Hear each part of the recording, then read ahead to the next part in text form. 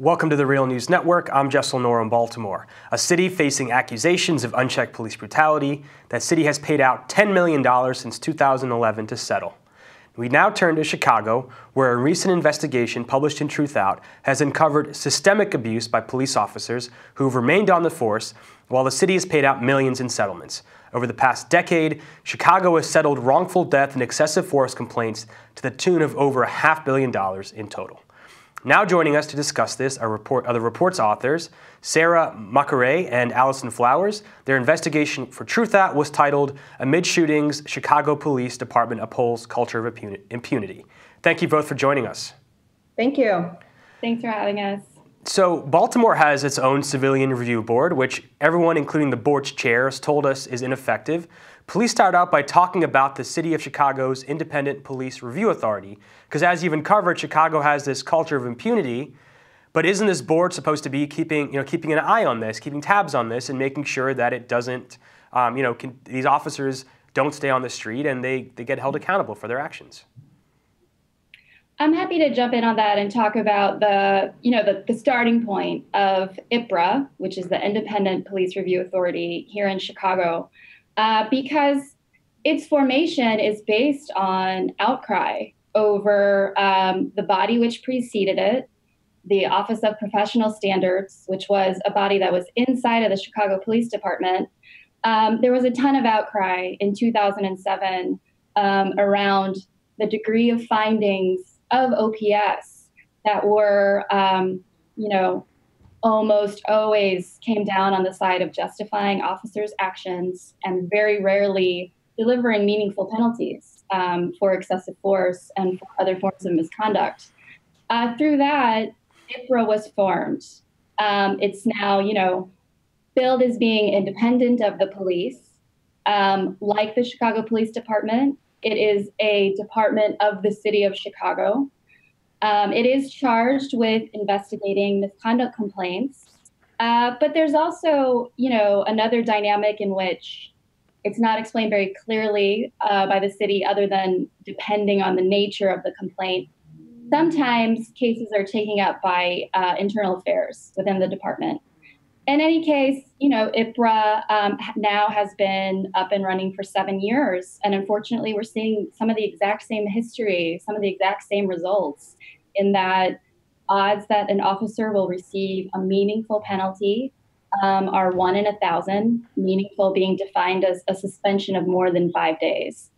Some of IPRA's highest ranking investigators and staffers and administrators, some of them are former OPS, veteran OPS by many, many years. Some of them are former CPD.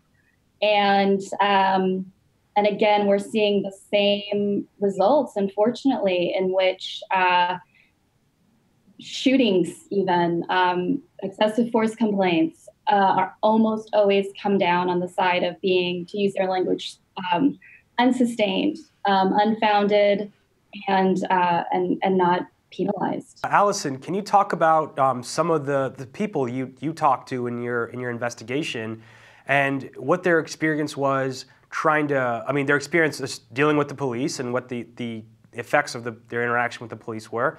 And, if they did anything to get accountability and what the response was of authorities. Sure. So in a story like this, it's actually really hard to pick who you would choose to profile to exemplify this problem, because in the city of Chicago, we have so many to choose from, unfortunately.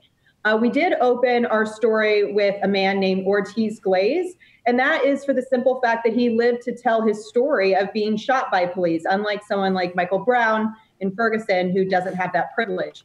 And so Ortiz Glaze was barbecuing at a friend's memorial service in South Chicago. There were children around, neighbors. It was a big neighborhood affair. And by all accounts, he was chased after by police. He was unarmed. He has no criminal history, and he was shot multiple times by police. He was shot at multiple times, and 2 bullets hit him.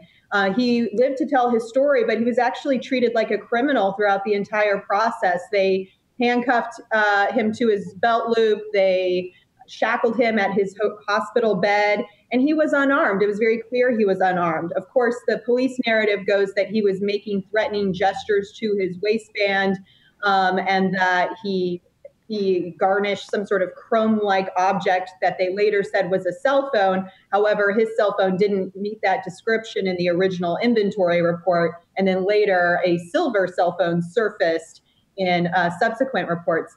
They ended up charging him with a misdemeanor, saying he obstructed justice and he resisted arrest. Those are pretty common things that we see in these cases. Those misdemeanors finally went to trial, which generally misdemeanors don't, but they took it as far as they possibly could. And 5 Chicago police officers testified against him, and he testified for himself. And I would say this is a pretty rare occurrence, but a judge believed his word over 5 Chicago police officers and acquitted him of all those charges. So he maintains no criminal record, and right now he's suing those police officers in the city of Chicago as a result. There's so many cases very similar to that where we still, from this investigation, know that there are 21 officers, at least 21 officers, I should say, still on the force who have shot at citizens. And that has resulted in tens of millions of dollars in civil settlements where a court found in favor of the people who were shot or the families of those who were shot at if they didn't survive. And yet we're seeing very little disciplinary action against those police officers. So as your headline would suggest, there is a culture of impunity. Officers know that, even if they use excessive force and it's not justified, there's a really good chance that they're going to be not ever held accountable for it, and the city's going to pay out some fine, but they themselves will, not be disciplined and stay on the force. Yeah, not only that, not only not disciplined, but in fact, at many times rewarded for shooting at citizens. The officer who shot Ortiz, Glaze is his name, the man I described earlier, the officer who shot him has shot before and did receive an award, some Medal of Valor for that shooting. In that case, it was put forth in a press release that the person he shot was armed and had turned at him with a gun. But isn't that what he said about Mr. Glaze as well, right? And the same officer has 3 civil lawsuits pending against him, including Mr. Glaze's lawsuit.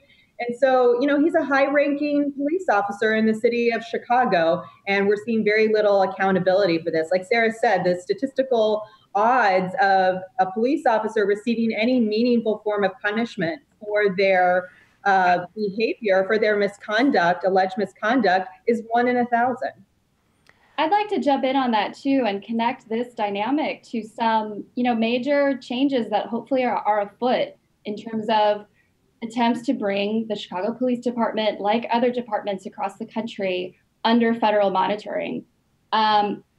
Everything that we're talking about, these are patterns that one can see right in the data, that one can see reviewing even just dozens of media accounts. But we, of course, reviewed years of media accounts, years of civil suits. The patterns are quite clear. You see dynamics at play in Ortiz Glaze's shooting quite often. And unfortunately, a lot of those end up with people who don't survive. And I really want to underline that because impunity doesn't just hang in the air. There is a cost. There is a cost to, when violations of civilians happen, but penalties don't take place within the force. That cost is being borne out by civil society. If you want to, take into account an example that's very different than what happened with Ortiz Glaze, there's an officer who's still on the force who was moved to desk duty in 2011. That happened after a span of 6 months in 2011 when this officer shot 3 people, all in Inglewood. 2 of them were fatal. Inglewood is a neighborhood on the south side that's predominantly Black. And all, these shooting victims, by the way, are predominantly Black, well outside of the proportion of population of Black people in Chicago. In any case, That officer's name was Gildardo Sierra. He was put on desk duty after those 3 shootings in a span of 6 months. That third shooting in that span was actually the 8th he was involved in.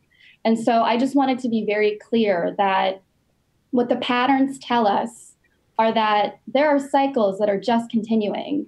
And what these shooting deaths tell us are that civil society, and in particular, Black people in Chicago, are paying the price of the department, of the Independent Police Review Authority, of the Chicago Police Board, and of, frankly, Chicago City Council, which does not, implement oversight over any of these bodies very harshly.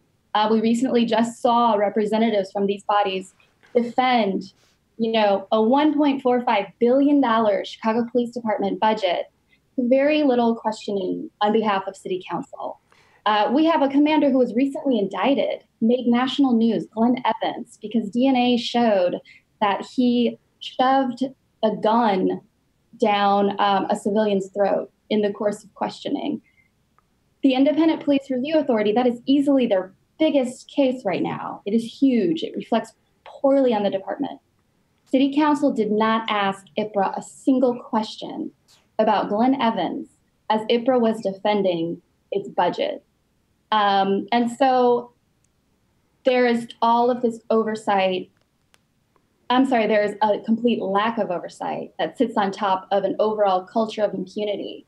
And the patterns are ongoing. And I want to, really highlight that because activists in Chicago are really not willing to take it anymore. They've actually brought this case, they brought these dynamics to the United Nations Convention Against the United Nations Convention Against Torture, raising the Chicago Police Department in particular. And as a result, the UN delegates grilled the United States and specifically asked around the possibility and need for a Department of Justice pattern and practice investigation, which is what would bring the department under federal monitoring. And that's an interesting dynamic because the department that our police superintendent came from right before taking the job in Chicago was the Newark Police Department. He left in 2011 on appointment from our Mayor, Rahm Emanuel. Around that same time, the Department of Justice Civil Rights Division launched an investigation into the Newark Police Department, found discriminatory practices and patterns along the lines of what we're talking about in Chicago, and that department is now under federal monitoring. So to me, it's pretty clear what needs to happen in Chicago.